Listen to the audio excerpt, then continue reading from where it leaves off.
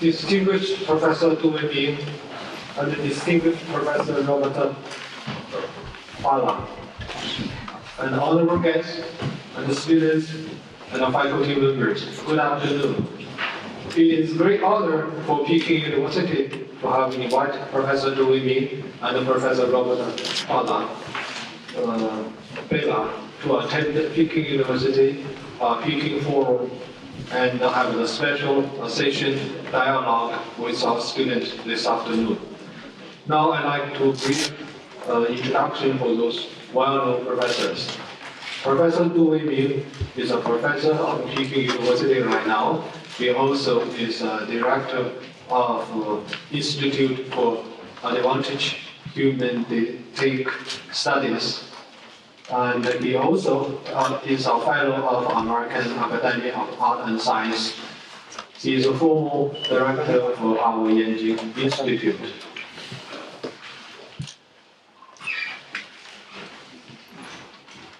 Professor Tu created both the theory and the practice of the dialogue of civilizations. He has proposed the dialogue among civilizations, being a leading thinker in New Confucianism. He is devoted to promote Confucianism worldwide for decades. He also participated in the Confucianism by making new ways for Chinese philosophy, ethics, and religions. Professor Tu is one of the most influential and forward-looking thinker for today's world. I'm personally very proud. He is right now our university professor of the philosophy. Professor Robert Bellah, he is an elite professor of sociology, emeritus of the University of California at Berkeley.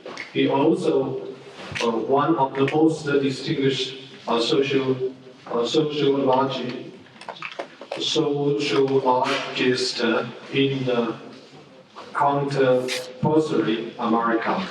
Based on his background, he is studying both the Protestant theory and Catholic theology. He is devoted himself to understanding religion in modern society.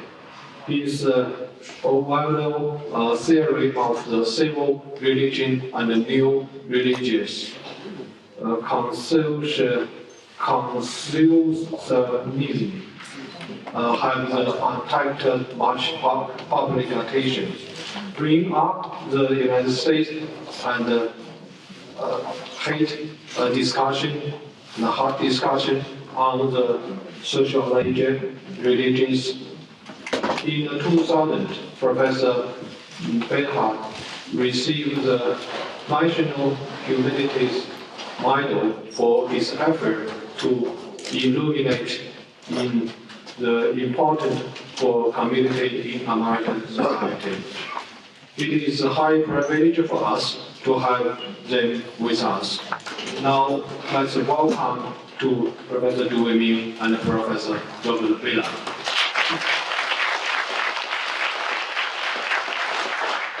Thank you very much, Professor Wu.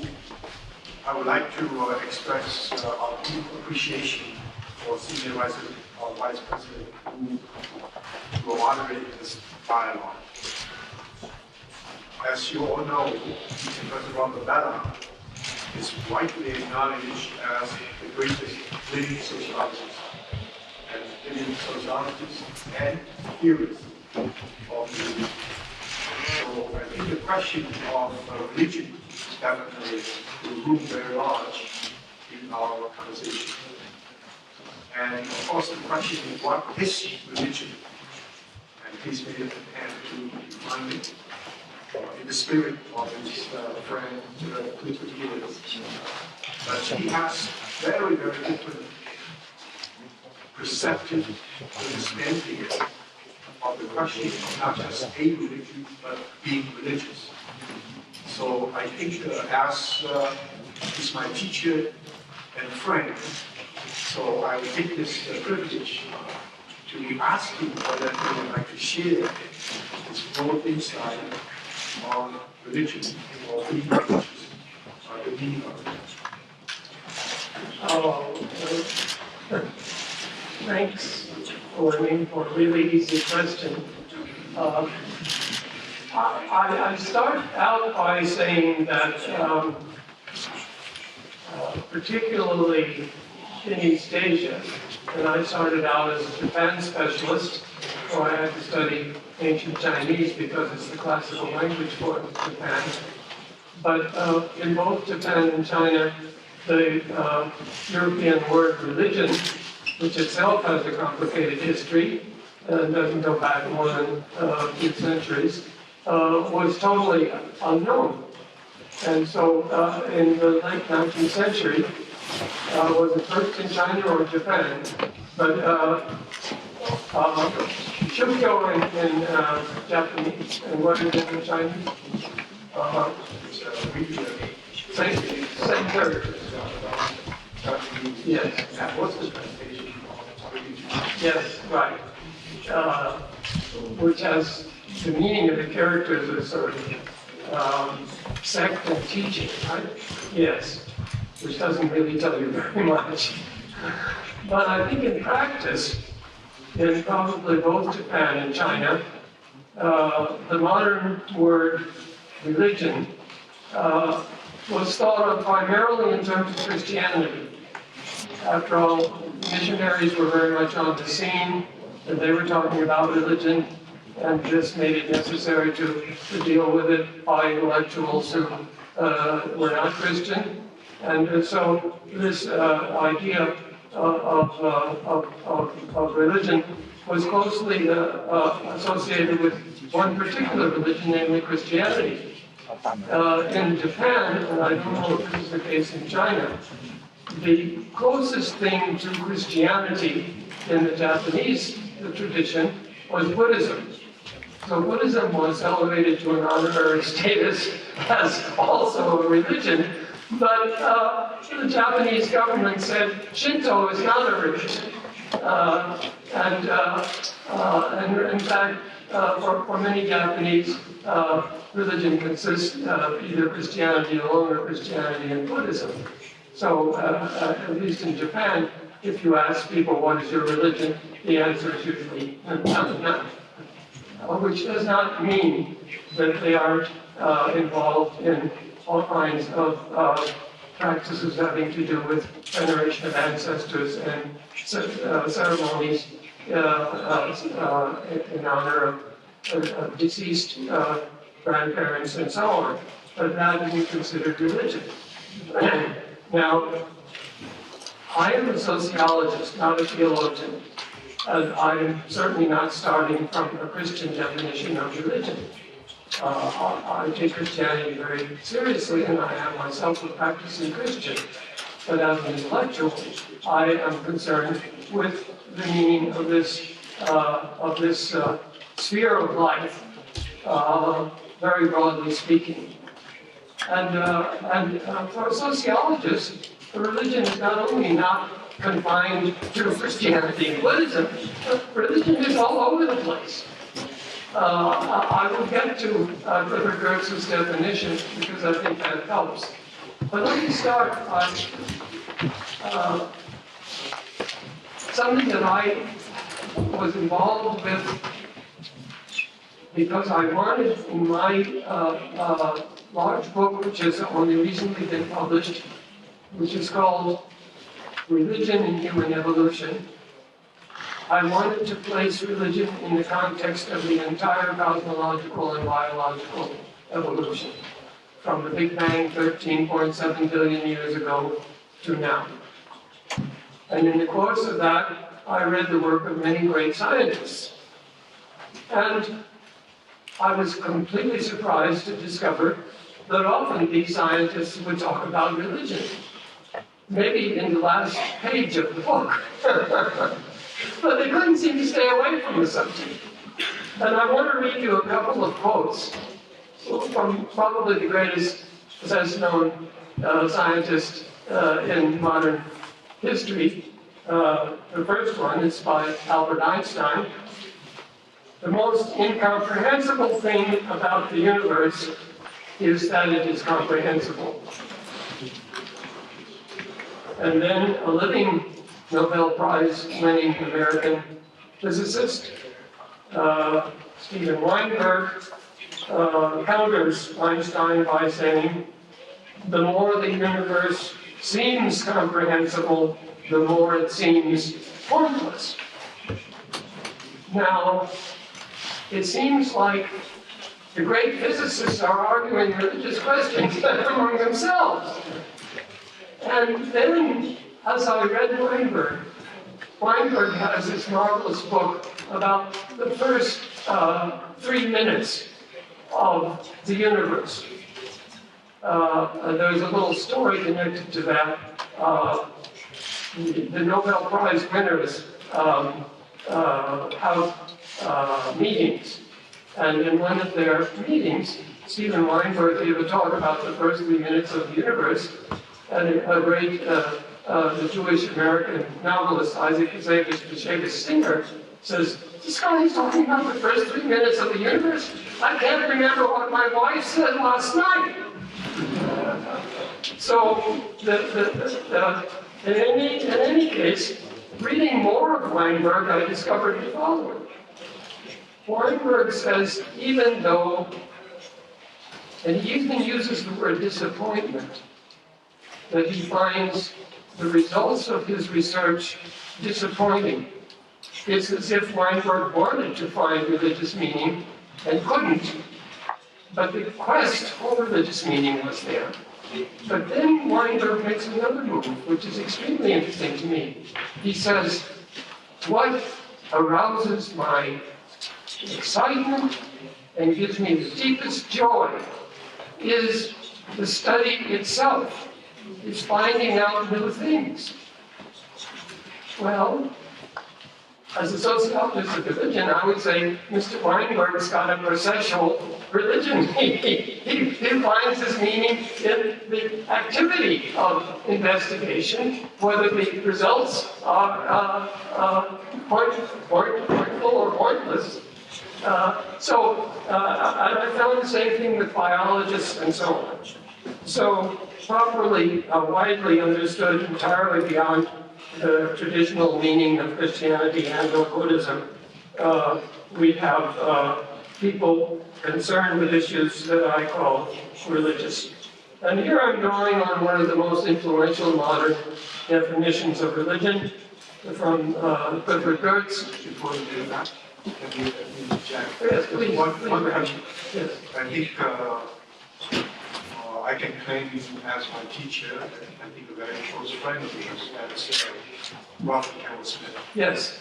And he really is the one who helps us understand the religious dimension of the human. Yes. So Weinberg's position, in a way, is on the surface, diametrically opposed to Robert Smith. We can say Robert Smith is totally musical. Yes. Of religion. Yes. Weinberg is not.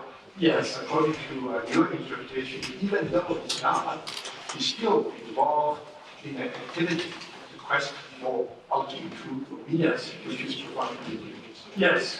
And from which he finds meaning. So, yes, which would warn you against assuming the word atheism means anything. Because many people who think of themselves as atheists would sociologically be considered religious, so far as they are concerned with the quest for meaning. Let me give you Geertz's definition, because this isn't Drew's definition or Bellah's definition, but this is a great anthropologist, and this has been extremely influential. Religion, says Geertz, is a cultural system of symbols which, when enacted by human beings, establishes powerful, pervasive, and long-lasting moods and motivations that make sense in terms of an idea of a general order of existence. And there, I think, perhaps the key notion is the quest for an idea of a general order of existence. To go back to my initial quotations, Einstein was concerned with that all his life. And when it comes to the question about whether the universe is pointless or not, I think there are places in Einstein, though I can't call them forth at the moment, where Einstein points out that as important as the fact that the universe is comprehensible is, the fact that we are able to comprehend it is equally important. And also radically new. We have not known that the universe began 13 billion years ago and some until 1927. The first paper on the Big Bang was published the same year I was born. So this whole idea is no older than I am. The degree to which modern science has extended our knowledge of reality is absolutely astounding. But if you actually look at the life and work of the most influential and creative and greatest scientists, you will find, I think, if you have eyes to see, that they are involved in a religious quest. They are concerned with making sense of the world in terms of an idea of a general order of existence. Clifford Gibbs' definition, which is not easy to understand. I think we spend hours trying to digest what a symbol means, what does endure mean, and profound sense of participation. Yes. And to me, I think many people find that definition is very comprehensive, to be sure, and yet key terms such as God, such as Yahweh,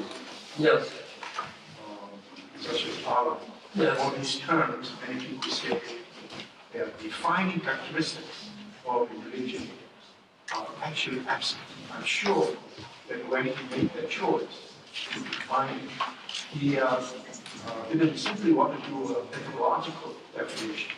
He wanted to do a general definition that is comprehensive to all religious traditions. And I think you basically agree that broad definition is much better one than the one that contains a word like priesthood or a word like God and so on. In Western civilization, and in Jewish civilization, and in Islamic civilization, the word God is absolutely central. It is the most sacred, it is the most absolute, it is the most overall, it gives overall meaning to everything.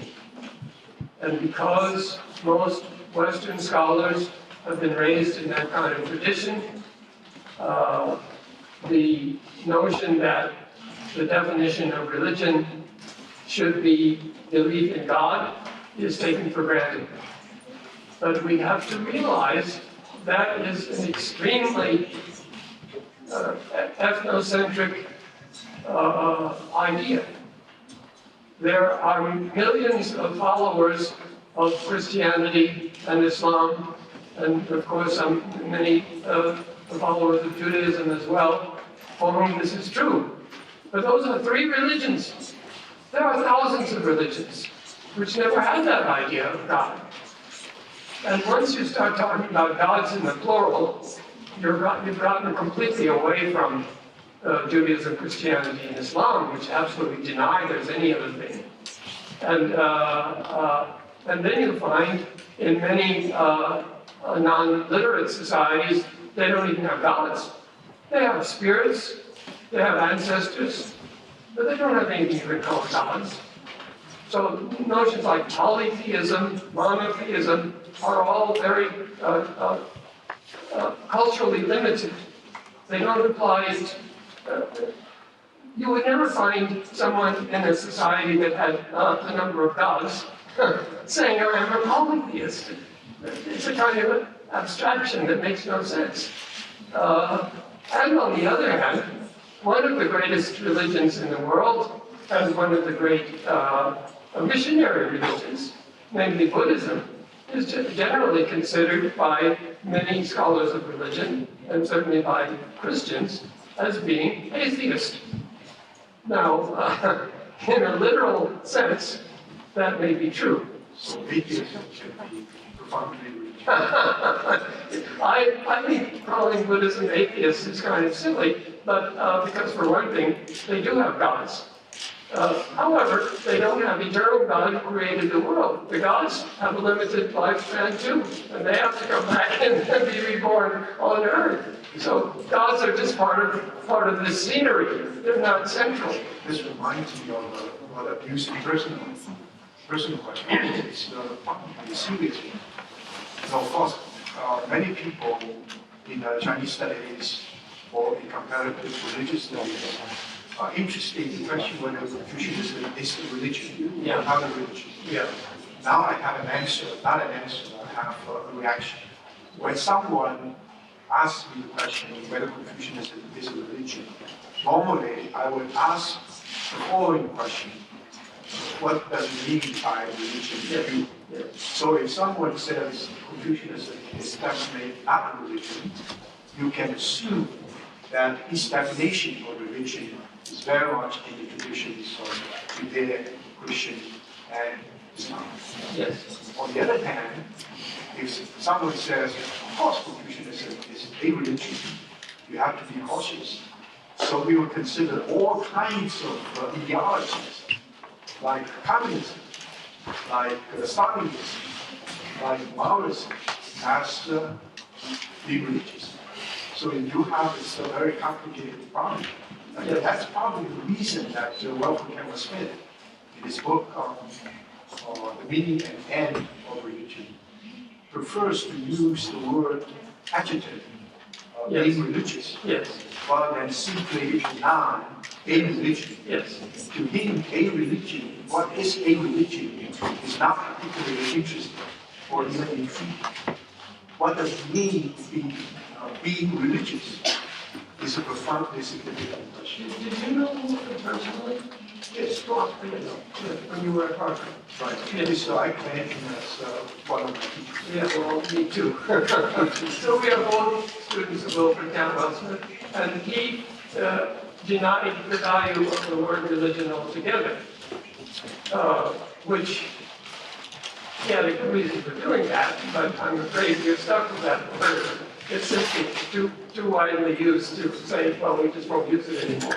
And actually, Wilson himself continued to talk about religion even after he condemned the idea.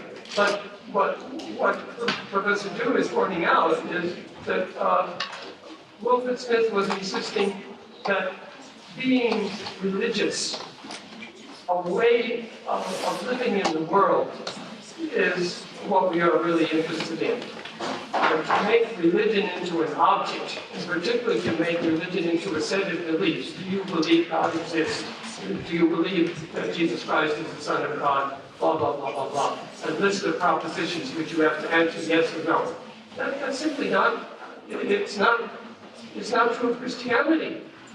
Christianity becomes real when Christians behave like Christians, when they take the teaching of Jesus seriously and try to embody it and practice it. And down through the centuries, Christians have only been able to become Christians when they've seen the feast days of Jesus Christ in other Christians. So it's not a thing, it's not an object that you can say yes or no to. It's a question of a way of life. And I think that's why Confucianism, we don't need to make an object out of it, but we can certainly see that there is a dimension of depth, of meaning, a religious quality that's present in Confucianism. Outstanding Buddhist Aishi once made a remark that Buddhism is not a religion, Buddhism is not a philosophy, because Buddhism is both religious and philosophical. I think that's a very profound statement. It may have something to do with the specific Western experience, that is, modern West is blessed with two separate and often interacting separable traditions. One is the Judaic, that's the religious tradition. The other one is the and I think in your marvelous book, you talks about these four great ancient traditions. Greek, ancient Israeli tradition, Judaism, China, and India. So my sense, your treatment is not the right word, your perception of Greek philosophy is not simply what we modern professional philosophers understand as an analytical, rational reflection based upon rationality, without emphasis on faith, based upon intellectual exercise of the mind, with very little concern with body and anything. If you're spiritual, then automatically you're not being philosophical. Because as a philosopher, you have to be disinterested, you have to be able to analyze something without being personally involved. But my sense that in your treatment of ancient Greeks, many important features that China, India, and ancient European society share are really defining characteristics of that culture. They're not just superficial. Yes. Well, I think that this point needs more discussion because it's quite central. What is philosophy as opposed to religion? Now, in the contemporary world, there's no question. To put it very simply, philosophy is thinking about thinking. But ancient Greek philosophy, it involves some thinking about thinking, to be sure. But the great French classicist Pierre Hadot wrote an enormously important and influential book entitled Philosophy as a Way of Life. Philosophy as a concern for ultimate meaning. And it is clear that ancient Greek philosophy, whatever modern philosophy may be, was concerned with what we would call religious issues, was deeply religious, involved spiritual practice, involved bodily activity, involved narrative, involved a lot of things beside abstract conceptual analysis. Today, philosophy is not a way of life, and the central concerns of philosophy having to do with the philosophy of language and so on, put just to one side. Not only religion, though there is a field of philosophy of religion, but I think ethical philosophy is not at the center of philosophical thought today.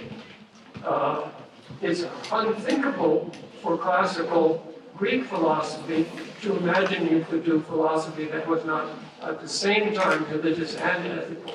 And I think that's true of the Confucian tradition. So it's inconvenient for Westerners to say, oh yes, India is religious and China is secular. Because the Confucian is philosophy and India is religious. Which forgets the fact that for many centuries, Buddhism was very important in China. But really, it's a very modern misreading of what philosophy could mean and did mean in the ancient world. Not only in China, but in the West, indeed. And your reference to Harvard reminds me the subtitle. And philosophy as a way of life. spiritual exercises. Yes. From Socrates to even Michel Foucault. Yes. Not a surprise to know that postmodernism is also involved. But I think Foucault's concern for care of itself, for care for everyone, is really very different from what the Stoics, the Confucians would do. That's also spiritual exercise. Absolutely. And here again, there are special historical reasons. In early Christianity, there was a very great suspicion of Greek philosophy because they had a sense it was another religion, and there's only one true religion, and any other religion is pagan and wrong and really should not exist. And some of the greatest intellectual figures of the early church were very devoted to Greek philosophy, particularly to Plato, and they didn't want at all to get rid of those teachings. And they contributed to the notion that philosophy and religion were two quite different things, so they could hold on to both. Actually, what Christian theology was a mixture of Greek philosophy and the teachings of the Hebrew Bible. But that was a device to defend the intellectuals against the fundamentalists. And that's the fight that goes on to this day in many parts of the world, including very much the country from which I come. The fundamentalists want everything that isn't exactly what they believe to be condemned as totally wrong. But Christianity would have been really a marginal movement if it had not been able to work creatively with the Greek philosophy and to appreciate the deep religious meaning. And one last point I make. When did modern philosophy become only thinking about thinking and not a way of life? More recently than you would think. You think of Spinoza, you think of Kant, you think of Hegel. These were people for whom philosophy was a way of life. They were great intellectuals, great rational thinkers, deeply involved in what that meant for human beings and how they live in the world, and what their practices are, and how they become human beings. And these are all questions that are not just questions about thinking, they're questions about how we should live. So even Western philosophy, and furthermore, the recovery of particularly the Stoic tradition by early modern Western philosophy is absolutely central. So you see the recovery even more deeply.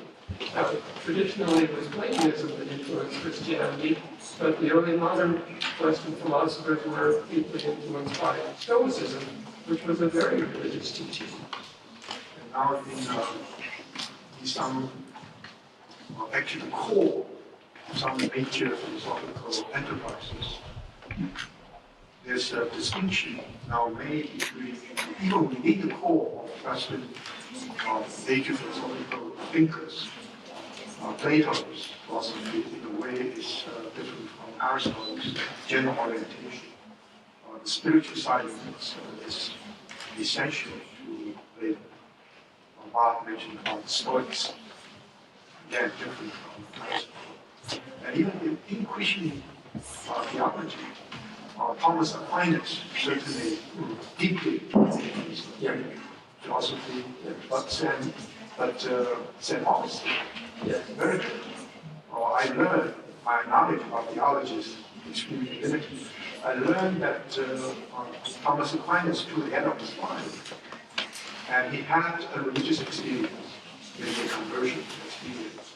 He said, if I want to compare the joy and grief of this experience with all the summa theologica that I compose, that is pale by comparison with what I now experience. So this emphasis on inner experience, on you just mentioned on kind of body thinking, on way of life, Yes. on learning broadly. I think in the Confucian tradition, we simply call it learning to be human. Yes. And human beings are not simply rational animals or tool users or even linguistic users, but emotional, aesthetic, and all kinds of other dimensions. So I think in this sense, probably the time is right for great philosophers, contemporary literary philosophers, to come into terms with a real dialogue with people who are deeply involved in the religious matters. And I'm happy to report, because this is something I know for sure that this is happening. And I must say, probably one of your most real friends, one is Habermas, and the other one is Charles Taylor. And the three of them, Habermas certainly a philosopher to the core, and Charles Taylor has always been considered as a great philosopher. But Charles Taylor is deeply concerned about Catholicism as his own belief. And we, for a long time, hoped against hope that the Habermas would take religion seriously. He didn't.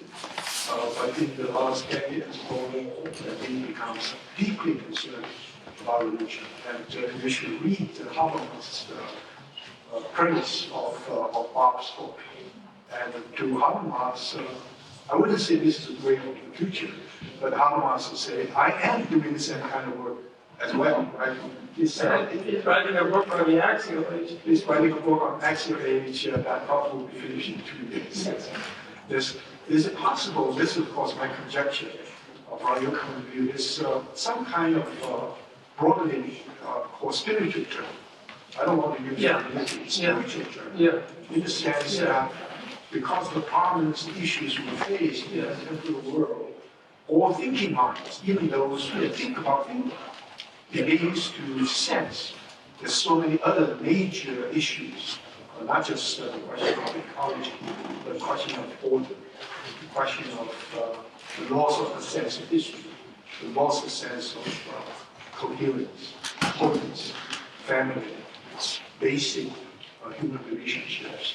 All these forces compel people as living human beings, profoundly concerned with the life of the mind, to think about these kind of issues. I just give you one example, also of our friend, Hilary Putnam. Yes. You know him well? Not well, I know him. Hilary Putnam, of course, one of the greatest mathematical theologians, mathematical logicians in the world. And many people believe that it's very much like Bertrand Russell, because he's so erudite in philosophy. Before he retired, he decided to teach a course at least twice in New York. The course is called The Four Jewish Thinkers. Start with the Maimonides, and Rosenzweig, and Martin Buber, and Levinas. And even he taught a course called non-scientific knowledge. He wanted to underscore a kind of knowledge that many scientists would say is not very scientific, and yet the knowledge itself is profoundly meaningful.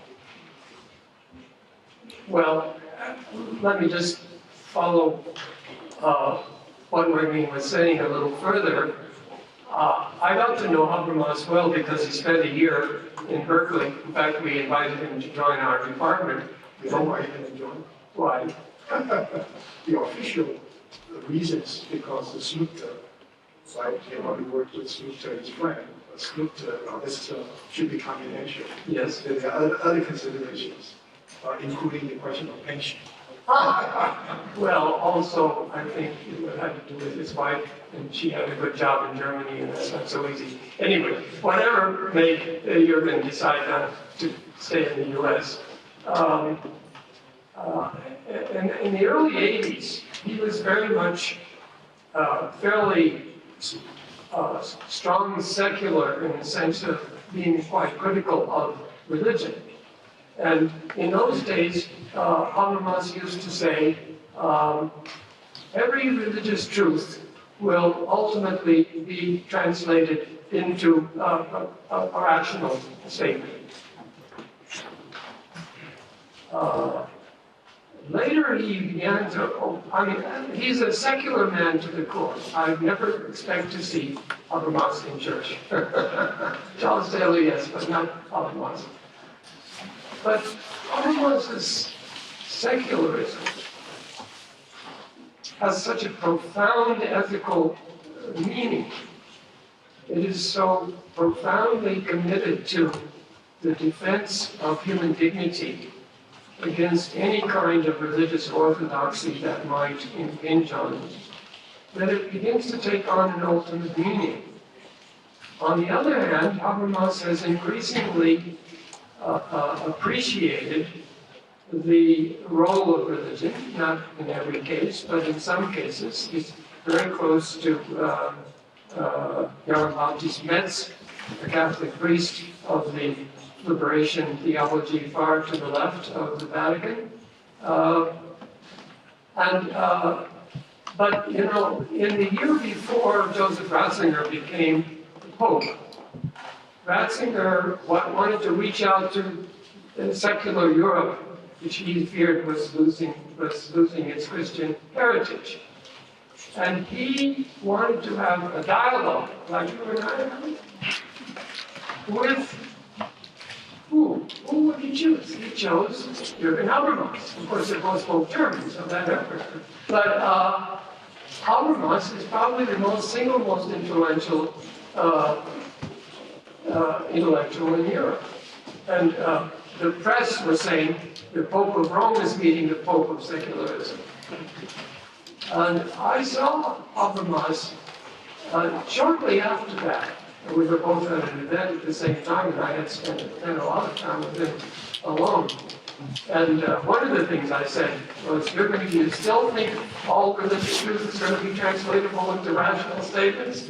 He said, Bob, no, I don't think that anymore. So, and Habermas had already at that point introduced the term post-secular age. Post-secular age. He didn't mean Europe was going to become Christian.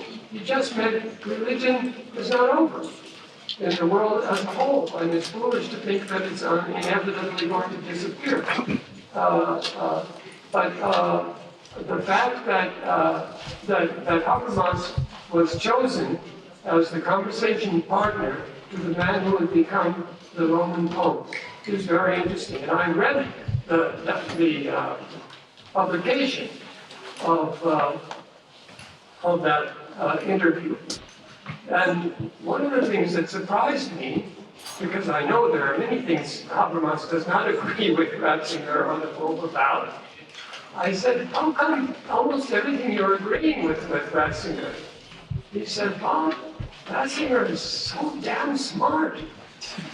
He kept the conversation always on the things we agreed on and avoided ever getting into the things we disagreed on. So there was no discussion about abortion and no discussion about same-sex marriage or any of those things.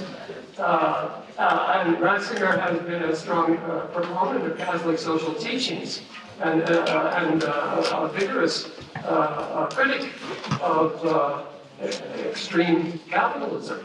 The Vatican actually issued a call for international regulation of the economy, which the American economists went crazy, said this is the worst thing that ever happened. So my point is that, yes, if you can find probably the single most influential intellectual in Europe willing, with some uneasiness, to talk to the Pope. For instance, he refused to allow him to televise it. He did not want to be manipulated by Ratzinger. This reminds me also maybe kind of amusing anecdote. That's the conversation between Hans Kuhn and the Pope. Yeah, they're old friends. Yes, because both of them were living there. Yeah. And since Hans Kuhn is a senior, Yes. they have helped Yes. the Pope's academic career. Yes.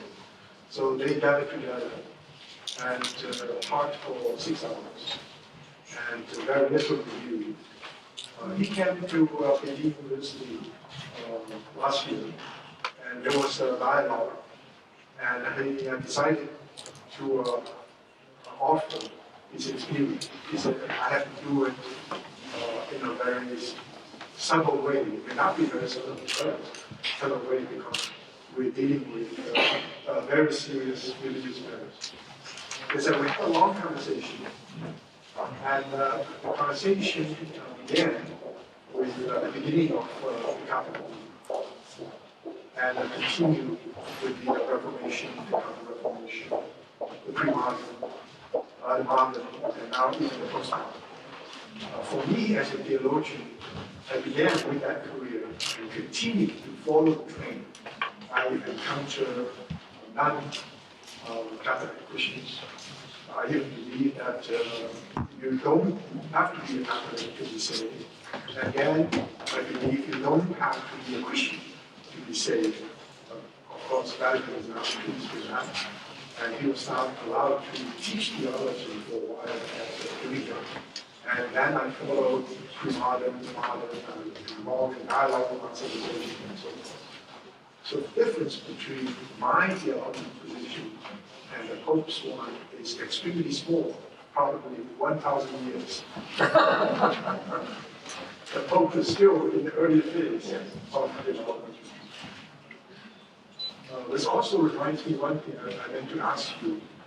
If Welfare Campbell Smith is right, I think he's right, that being religious is being human. In other words, it's difficult to imagine a human being has nothing to do with religion, and religion is defined into a his sense. So certain kind of quest for meaning, of course, that's a debatable point. Now, if that's the case, then Weber made the observation that so far as religion is concerned, is unusable. Someone used the intriguing expression. In a sense, all throughout his life, he's dealing with religion and the arts, religion and rationalization, religion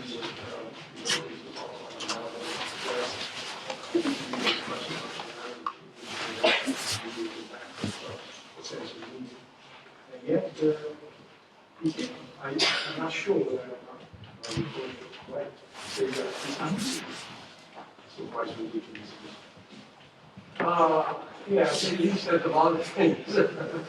I think you could not have written probably the 1,000 pages that Weber wrote on religion and not be religiously musical. To try to read the passage on the Bhagavad Gita in the religion of India and see if this is not a religious statement. Bhagavad Gita comes very close to Weber's profound sense that it is our primary duty in the world to carry out our calling. And that is one of the teachings of the Bhagavad Gita. It also happens to be one version emphasized by Protestants or Christianity. But Weber was, he was caught in this world of what he called cultural polytheism, the struggle of the various gods, science as a god, art as a god. Religion is only one god competing for our loyalty. He's in this period of the early 20th century when the intellectuals were all at sea about religion. And so I think Weber was simply trying to be honest when he said, I'm not religiously musical, because he was not capable of committing himself personally to a particular religion. And then there's something very fascinating about the biography which Marion Weber, his wife, wrote after he died, in which she said, Weber was very much a Christian. For him, Jesus Christ was absolutely central. But he could never be only a Christian because he had two other gods. You know the other gods? The other gods, one is science, and one is the nation. Yeah. Not just politics, but he was a German nationalist, a critical nationalist. he was violently hostile to Wilhelm II and thought the First World War was a catastrophic mistake. So he wasn't a right-wing nationalist in the sense of that, without criticism. But for him, the fate of Germany was very close to his heart. And he probably what happened at the end of the war helped to show it as well. So they were, again, I have written in one of the early chapters of my book, there are 4 long chapters. The longest chapters in the book are the last 4. One is, Weiming has already pointed out, on ancient Israel, one on ancient Greece, one on ancient India, and one on ancient China. And I have said, after spending a year on each of those cases, and in the case of India, where I had least preparation 2 years, I was almost converted to those religions. And I didn't want to stop writing those chapters. I wanted to spend the rest of my life going on just studying that one. And I had to stop because I had 3 more cases to go.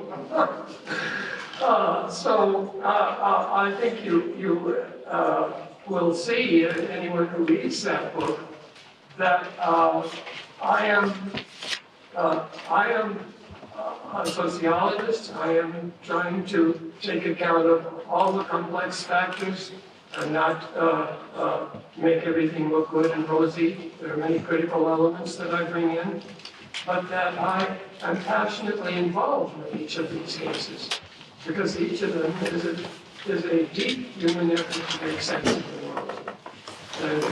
And make sense of the world with the whole self, with oneself in relationship to other human beings, with one's own body, with the story of one's life and of the life of one's people, as well as with abstract thought.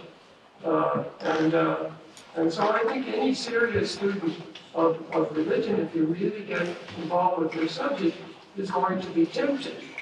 And so I would say, to fundamentalist Christians, don't study other religions too closely because you might get converted. I think Weber made a remark that I think a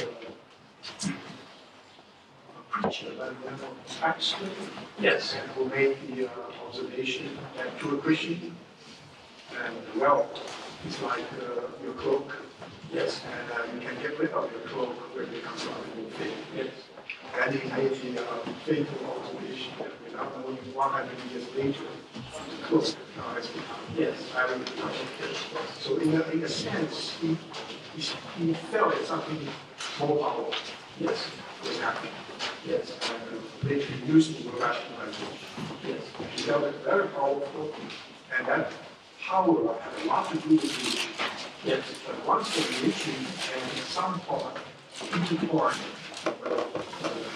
with power, the religion inevitably changed, transformed all around. Yes. And that almost continued, not necessarily a tragic thing. I don't even say it's not a tragic thing that human beings will never be able to overcome. On the other hand, we really believe that the modernizing process is stability. Is a very important force. Yes. I think that's, I remember for those of us associated with Dr. Watson, Yes. his whole theory about organization, and Weber is simply considered as one of the great proponents Yes. of organization Yes. in the late 50s and 60s. Of course, Berkeley is also important. And in that particular approach, and Weber's book on Protestant and spirit of capitalism becomes so powerful and so influential. So some German scholars, including Humanistic, wanted to de-Personialize Weber in the sense of de-Americanize Weber. Yeah. So trying to get back to the Weber African characters. Yes. So Weber's relationship to probably Carlassus closer, in the sense Weiming is dealing with the question. That's what's supposed to be.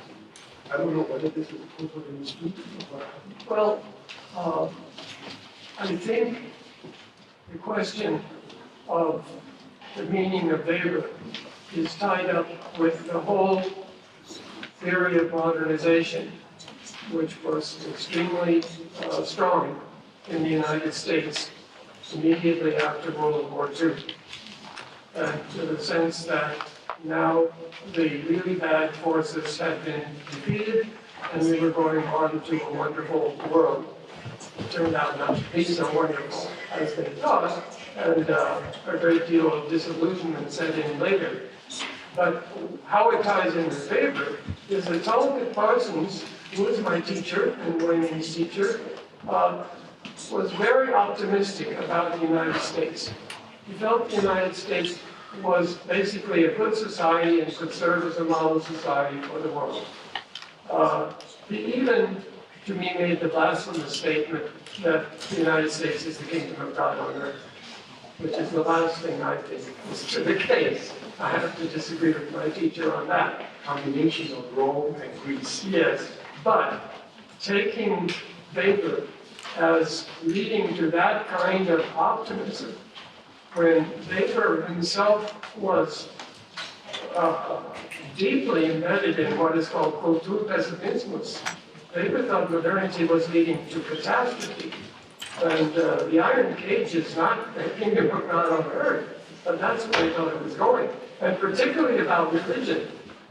There's a profound irony in Weber in that he takes the Calvinist sectarian wing of Protestantism as the most rational kind of Christianity that would lead to the development of capitalism and of the modern world. And that's not, Weber did not think that was great. He thought it was horrible. Weber mentioned three great religious figures. Who were the three great figures? Was it Calvin? No way. The Buddha, Jesus Christ, St. Francis. Three total pacifists. Three people who did not believe in capitalism at all.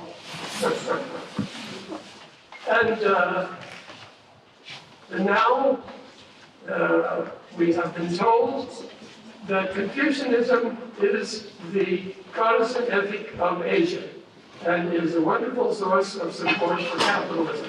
I have my own about that. And I would say, be careful. Be careful what you wish for. I would myself see Confucianism as having a highly problematic relation to modern capitalism. At the beginning of the book of Mencius, King Yang comes to Confucius at the border, and he says, "Oh, I'm so glad to see you. What do you have to profit our country?" And Mencius says, "Profit? What are you talking about, profit? I'm bringing you righteousness and benevolence. Don't talk to me about profit. When people are only concerned with profit, that's when families decline and states collapse." So Confucianism as the basis for a profit-seeking market society, I don't think so. That Confucianism creates the possibility of a kind of self-discipline that can tie into modern rational occupational world, no doubt. But as Weber saw, it's not a simple story, and it's certainly not necessarily an optimistic story.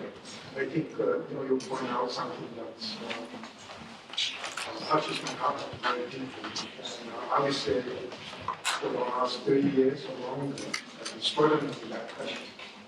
And I began with, I'm referring to Levinson's trilogy, Confucian China and its modern fate.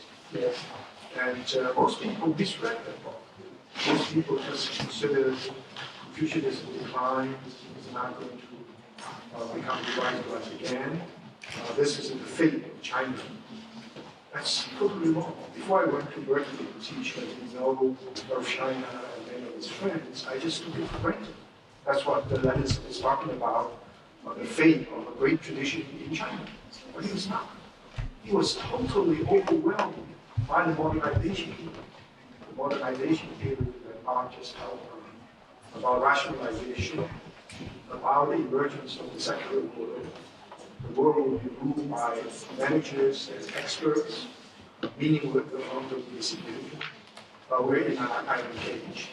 And Confucianism actually is confronted with this situation, of course, aggressiveness from the West. But all the other religious traditions will be confronted with the same thing. Any quest for meaning, any quest for righteousness more important than profit, will help to deal with the question of capitalism, specifically marketization. So the force is so powerful because it's not simply institutions such as market economy and private property, but also a Faustian drive to do things, especially your very, very important study on the habits of heart in America. The individualism, extreme individualism. You can choose, you can make all kinds of options. And success is much more important than meaning. You quest for success before you worry about meaning. And this is the general ambiance in which Levinson talked about it. I think to the end of that book, he made an observation about his own tradition. That's Judaism. And I cannot recapture everything, but generally, it's that in the first generation, Rabbi Finkelstein, when he got into trouble, he would go to the mountain and perform a ritual. He understood the meaning of the ritual, and he knew where the mountain was. And then his mind would be at peace. Then one generation later, Rabbi Shultz, also when he had trouble, would go to the mountain, would perform the ritual, and he would be fine. But he was a little bit vague about the meaning of the ritual, even though he performed it totally. Then the third generation, ritual could not be performed. Rituals were lost. But the place could be found. So we could go to the mountain. But now in our generation, we discuss it in armchair, at a seminar, at a discussion. We don't know the place. We cannot perform the ritual. Certainly we don't have anything about it. So that's the context when we talk about Confucian China and its model. I think you would be greatly pleased that in the latter part of the 20th century and early part of the 21st century, religion, as far as I understand, it's not any kind of organized religion, any kind of ossified religion, any kind of shallow-minded evangelism and so forth. Resurface. That's a very important area of human concern. And then I have this question, I think we discussed it before. You became deeply involved in the study of Confucianism because your thesis, PhD thesis, is about religion. And in the study of Confucianism, I think you also basically accept, the Weber's notion that a very important so-called ethical orientation of the Confucian tradition is just for the world, or even sufficient for the world.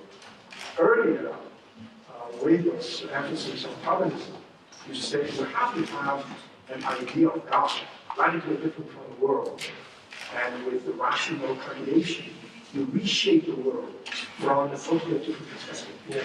But if you, like the Confucians, will consider it an integral part of the world, I do not with birds and beasts part of the world.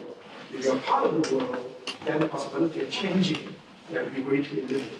That's the reason why human ethic is such a powerful transformative force, whereas Confucianism was not.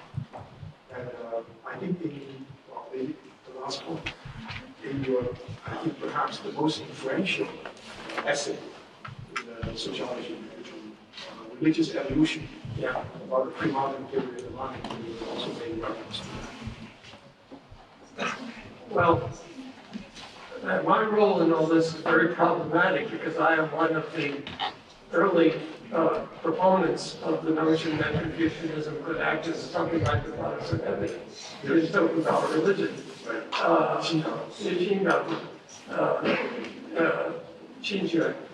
Yes. Anyway, yes, I know.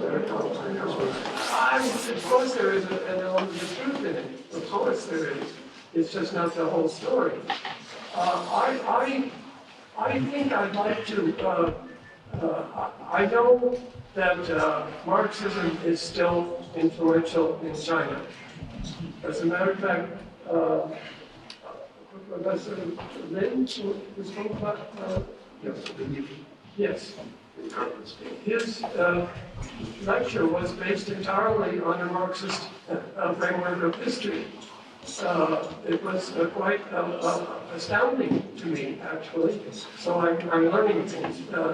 What does Marxism mean in China today? We had a fascinating exposition of the Marxist theory of history, beginning with primitive communism through agriculture and through feudalism to modernity. And the only problem was no class conflict. Marxism without class conflict is a little surprising to me, but it seems to be what's going on around here these days.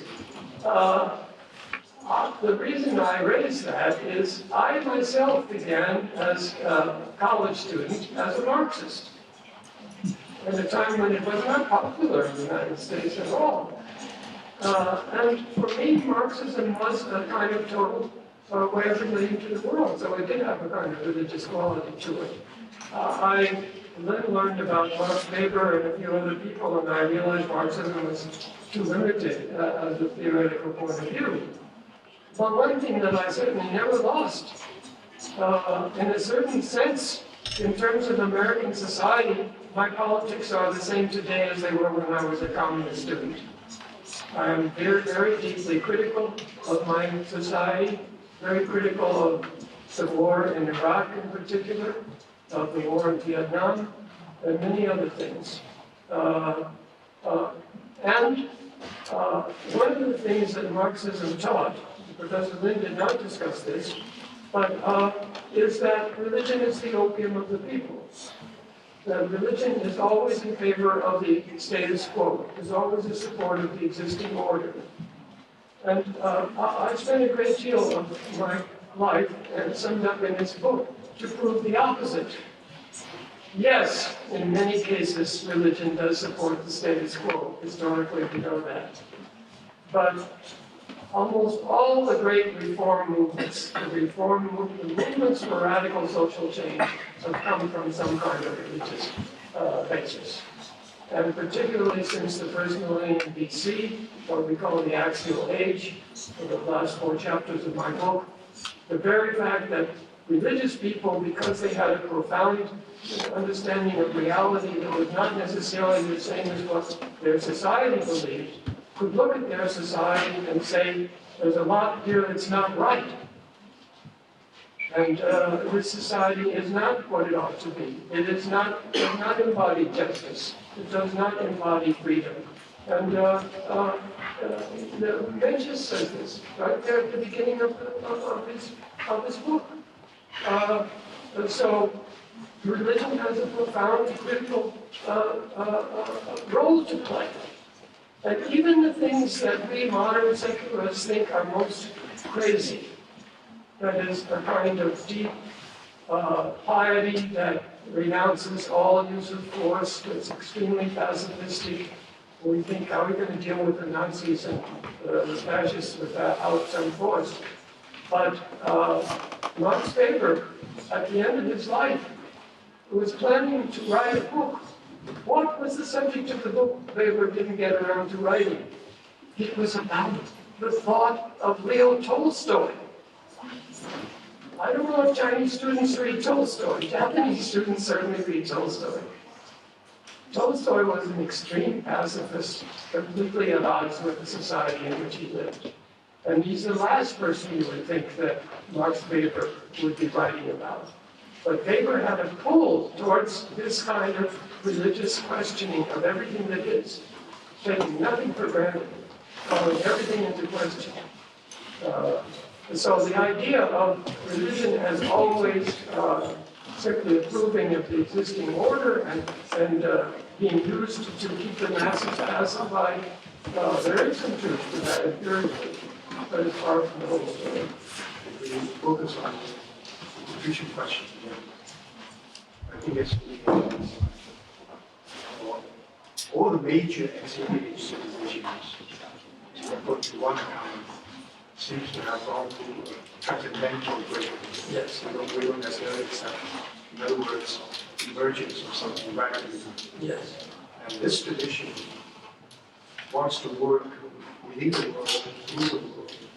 Therefore, the notion of Aryan relationships, for example, the father and son, the history, all these relationships are so powerful, and so people cannot break away from these kind of relationships. So the tradition, even intrinsic to that tradition, is some kind of authoritarian orientation. I think Weber's discussion of Protestant ethic has prompted quite a few scholars in comparative studies to make that judgment about it. And I think we discussed this before. And so the question is, with a tradition that is deeply involved in the secular world, as part of the secular world, and still maintains a critical state, to be able to transform it from within. My sense is that if Habermas's project works, and so forth, we can see something happen. It's an authentic project. Yes. I agree with that. Yes. Do you have questions or So that's another challenge. Okay. Sit some Then I ask you another question, which is a big one. In the book, you already talked about the four major activities. And I think the original plan is to have at least three. The second one will be the theory of Axial-age to pre-modern history, 1800s. And then on, if we spend 5 minutes on the middle page, okay. Well, no. I just give you one note that instead of accepting Marx's idea of privatization and the Comtean notion of history where religion to philosophy and to science, once you get into the science and the traditions, will be a very good. Now, religious evolution certainly challenges that particular position. And yet, there is a special kind of trajectory how that religious evolution unfolds. Well, actually, Weiming, what I'm working on now, which I don't have time to do because I do too many things like coming to Beijing, is not as ambitious. I mean, the last book, which took me 13 years and 700 pages, and I'm 84, I don't think I could write another book that long. I don't have that much lifetime to live. So I am working on what I call an extended essay, which should be more like 200 or 300 pages. And the tentative title is The Modern Project in the Light of Human Evolution. And here I want to start, the big book, Religion and Human Evolution, starts with the Big Bang and comes up to the end of the first millennium BC, the year one, so to speak. In this next book, which cannot be as detailed as the previous one, I want to discuss the period, the last 2,000 years, and what it was like. because the last 2,000 years was not simply a preparation for modernity by any means, either in the West or the East or anywhere, although it did provide some of the prerequisites for modernity. And then I want to look at modernity. And here modernity really begins, I would argue, in 1800, probably very abrupt about it. With the Industrial Revolution changes the world dramatically. And at increasing speeds. So we live now at a time when every social indicator is going up at a speed unknown before 1800, completely unknown before 1800, and obviously unknown in the history of life and of the cosmos. The question that has to be asked is, can anything that is growing this fast, so much faster than anything in all of history before, continue forever?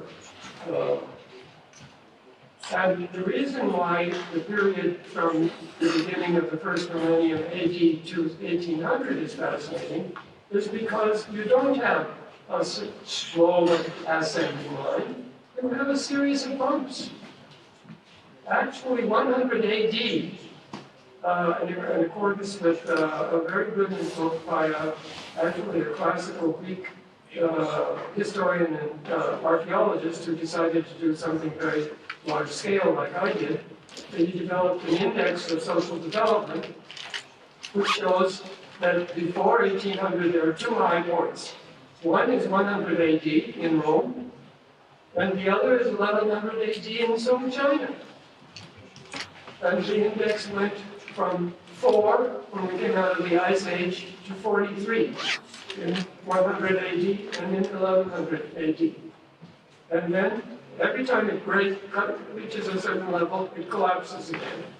So the last 2,000 years is not a continuous increase. It's an up and down.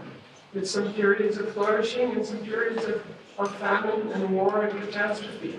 And a great deal of culture is lost every time things collapse, and they do periodically collapse for most of that period. It's only in 1800 when we suddenly have a source of energy other than the wind and the water and human and animal muscles, with the invention of the steam engine, and then electricity, and then God knows what, that we suddenly start going in this extreme development, and we have a population today of 7 billion people, when in 1800 we had 1 billion. That's a change in 200 years that's unbelievable, and most of that change is in the last 84 years, since 1927, when we hit 2 billion. So the question is, how do we understand the fact that modernity has very little precedent? It isn't the result of a long-term process of gradual increase. It's a period of great flourishing, great cultural creativity, and then a great deal of loss. Even texts are lost. Most of the great Greek tragedies are lost. Even medieval texts are lost. The writing before modern times is very fragile and it can be lost. There are texts that we know of in ancient China we don't have. Many texts. The question is how to understand the difference between what was normal for most of history and what has happened, which is extremely abnormal in the last 200 years, and particularly in the last 100 years, and more every minute. Because I think we are challenged to face the fact that what we are doing to the world is so different from what humans have ever done, or any other species has ever done to the world before, that we are completely ignoring the consequences of what we are doing. There's a great deal of talk about it, but if you just look at action, almost nothing. React so we can go on like we're doing forever. And another billion, and then another billion, and another billion. And how many millions of cars, and how much carbon dioxide, and all the other things that go with rapid modernity. To look at the modern project and see how radically different it isn't a continuation of the long-term processes. It's something very different. And naturally, one analogy would be cancer. When you get cancer, the reason you die pretty soon is because those cancer cells start multiplying much faster than normal human cells ever multiply. And they kill you.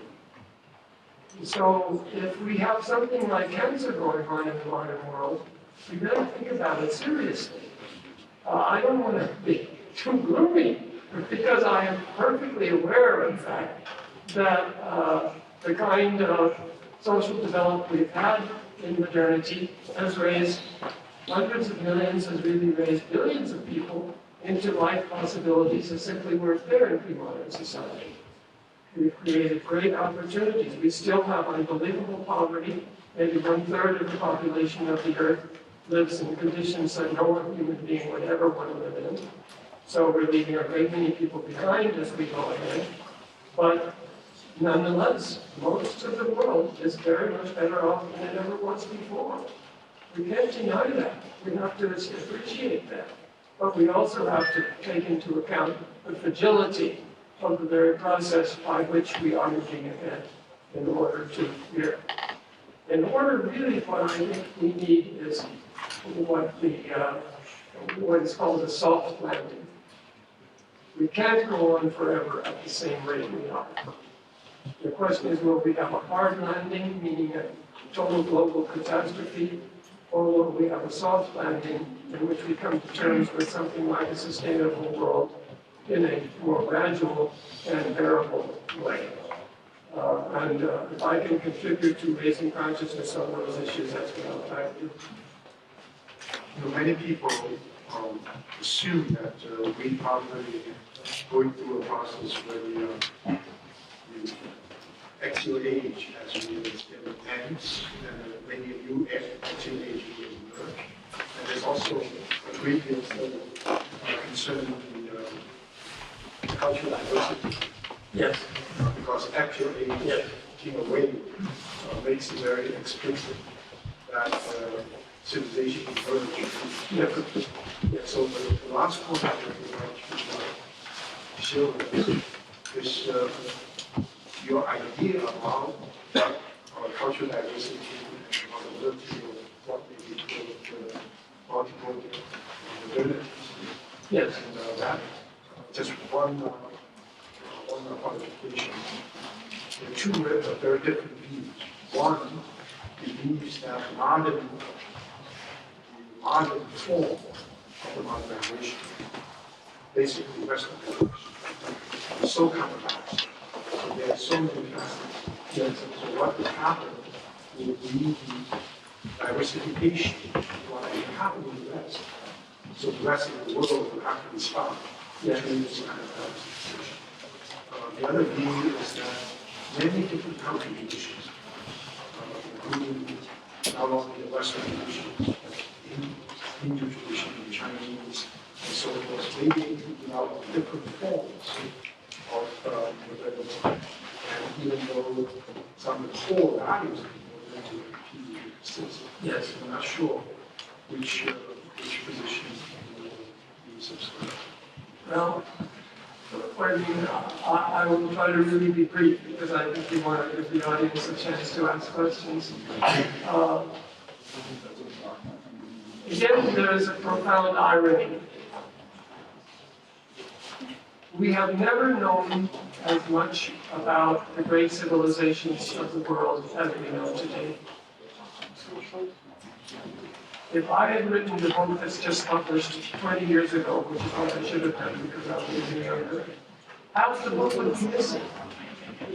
Because scholarship is continuing to develop so fast.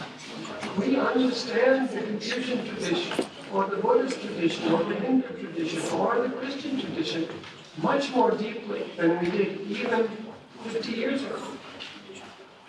And yet, how widely shared is this knowledge?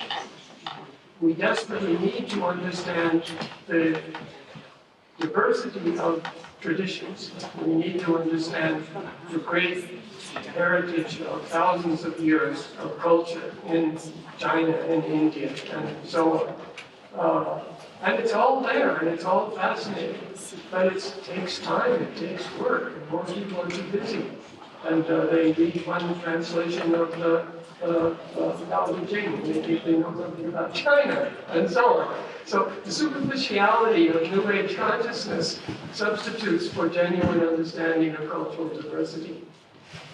Nonetheless, I think if we have enough intellectuals who can be influential, and here Weiming is my example of someone who has lived in two different societies and did a wonderful